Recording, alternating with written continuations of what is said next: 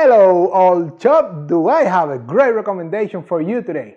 So if you're looking for a great Scotch ale and one that will surely make you look like a connoisseur, then join me on this tasting.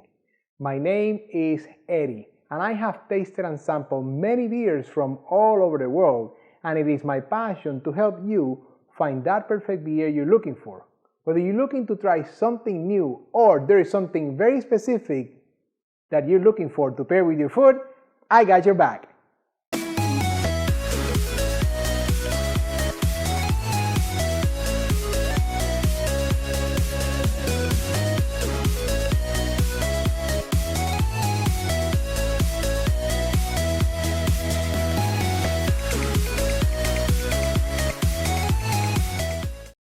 Welcome back, beer lovers. Thank you for spending the next few minutes with me. As I said in the intro, my name is Eddie, and on this channel, I taste and review all kinds of beers and give you my most honest opinion about them, as well as some ideas to pair them with your food, just like the one you're about to watch. So if you're new here, consider subscribing and hitting that bell icon down there so you're notified every time I release a new beer review video. And if you like the video, hit that thumbs up, let me know how I'm doing. Now, what did I say? I have a Scotch ale here, and this one is from our friends Oskar Blues in Colorado, Old Chub Scottish Ale. And being honest with you here, never had it. But we've had a few other Scotch ales that we've reviewed here, and check it out. I'm using my Nonic pint here. I have used a tulip before for one more Scotch style ale, and you can also use something called a thistle glass, which is kind of like also designed to enjoy a Scotch ale. But today, and the last few Scotch ales that I have tasted, I recommend that you use your Nonic pint. And remember that having the right glass for the beer that you are tasting is a great way to show your beer connoisseur chops, right? So look in the description below, check out how you can get your own set of Beer Connoisseur TV glasses. And where do we always start? Appearance. More importantly, the 3 C's of appearance, which are color, clarity, and carbonation, right my friend? Yes. Now look at that brilliant red. It's almost like copper red. But more towards between like a ruby and copper red. They're very, very brilliant. It's not hazy, it's very clear, absolutely clear. And as far as carbonation, I would say medium action. It's starting to fade away, some of that action. You saw that big head of foam, right? It was almost all the way to the rim of the glass, which has subsided somewhat. And it's kind of like a cream color head there. You still have a good inch staying there right around that bulb on my Nonic pint. So very nice appearance overall. Let's go for some aromas here. I'm very intrigued to find out what I'm going to experience here.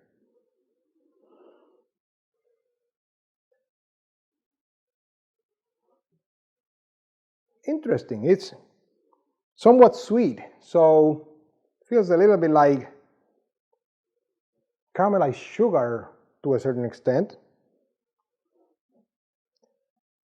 And then a big malt base, kind of like oaty or wheaty malts I can pick up from the aromas. But that's about it. Nothing out of balance, nothing coming out stronger than anything else. You really have to look for some things. To be honest with you, I've heard that some people may pick up some other like coffee or cocoa aromas, but I did not pick up any of that stuff. But then let me taste it and share with you what I am experiencing here.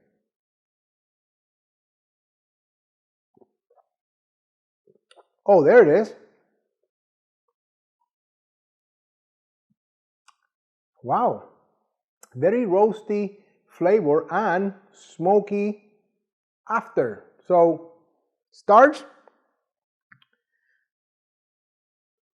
slightly bitter, but then it opens up real fast and it gets really sweet with that whole malt base there. I did taste some chocolate there, and then it starts getting a little bit towards that roasty bitterness, kind of like espresso coffee bitterness, which kind of like lingers in the back of the palate. So, but yeah, very nice, complex. I would call that a complex flavor profile. I would say this is definitely not a light, not light beer, not full body, but probably in the high end of medium body. That would be my impression, my opinion there. Now, all this becomes important when we go to the next piece, which is the part that you come to me, the part that makes you a connoisseur, the food pairings. Now, Scotch ales, you know, they have that heavy malt base and they are usually high alcohol content. Our friend here is 8%. So with all those characteristics, we're always looking for, you know, kind of like bold flavors, meats, and those kinds of, you know, like roasted meats and those kinds of flavors. So the first thing I would like to suggest to you is, I'm gonna go with, have you had a nice Reuben sandwich lately? Yes, a very good Reuben, you know, a rich Reuben sandwich with, you know, a lot of that Swiss cheese in there, and make it like toasted where the, you know, the sides of the bread are maybe like a little bit drizzled with some butter, and then that whole bread is just perfect, because that bread is really going to pair with some of the, you know, the wheaty, oaty characteristics or flavors in the beer, and the alcohol content is really going to help you cut through some of that, you know, the fat in the meat, in the Reuben and the cheese. It's going to go great. Next pairing, roasted lamb chops. You know, if you like lamb chops, lamb's kind of like a strong taste, but this beer is a great pairing for roasted lamb chops, and kind of like along the same theme here, grilled prime rib. I think a nice tender grilled prime rib is going to pair really well. Now, as far as cheese, I like these beers that have kind of like that roasty, smoky back end. I like to pair them with smoky cheeses, and I have a smoked Gruyere here, which is a very creamy cheese, and also it has that smoke character, which I think is going to go great with this beer. So let me taste it and I'll let you know how that goes. I got this passion, and it's burning deep inside of me. And this time, oh my God, this beer is good. And as you've heard me say countless times, with the smoky cheese, the smoked cheese, it cuts that bitter and that smoky part of the back, you know, the aftertaste. It really cuts that down pretty dramatically, to be honest with you. So the beer, the front end was the same. The middle was actually felt a little bit sweeter now. You know, the cheese being salty and all that.